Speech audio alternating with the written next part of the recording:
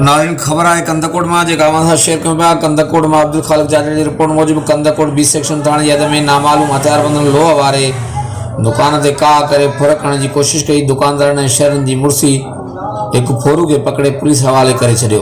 मिली जान मूजिब Kandhkot B section थाने की हद बुर्दी मोड़ वटि नामालूम मोटरसाइकिल सवारन फुरकण लाए निर्मल दास लोह वारे ये दुकान से चढ़ाई करे फुरकण की कोशिश कई। दुकानदार ने शहरन मुड़सी करे एक फोरू के पकड़े वरतो जने ते बियो साथी फरार थी में कामयाब थी वियो। पकड़ल फोरू पुलिस हवाले किया वियो। बे तरफ तंगवानी में आके हुसैन गिलानी की रिपोर्ट मूजिब तंगवानी वेझो डेरा सरकी पुलिस थाने की हद में मोटरसाइकिल ते सवार 3 हथियारबंदन वेगन के रोके ड्राइवर समेत मुसाफिरन का लखीं रुपया रोक रकम और बियो सामान फुर करे आसानी से फरार थी विया।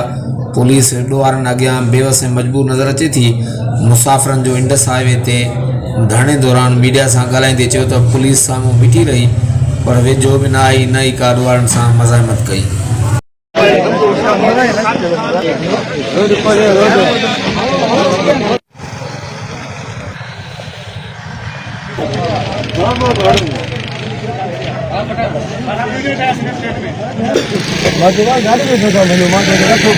घणा माण्हू हुया? सही 3 माण्हू हुया। छा फुर्तियो? और सही मोबाइल वया पैसा वया माखू 7000 रुपया फुलिया। जो जड़ो उस्ताद उन्हीं को 15000 खणिया उन्हीं जो मोबाइल खणिया पसिंगर सजा खणिया एक पसिंगर जो जैकेट खणिया पर्स साणे तो वो खणिए से थेलो तो वो खणिए से मार किलिंडर जो वरी जैकेट लाया। पुलिस आयो मारे भी अचे न सही पुलिस सामू बीठो आ। पुलिस बीठो आ जमल हे वया तो वरी पुलिस वाला आया। मां हिन पासे भी तकिया हुन पासे भी तकिया मना पुलिस वारो को वेझो नथो अचे मना ईअं घुरिया जड़े ईअं पंहिंजो शइ ॻोल्हनि था।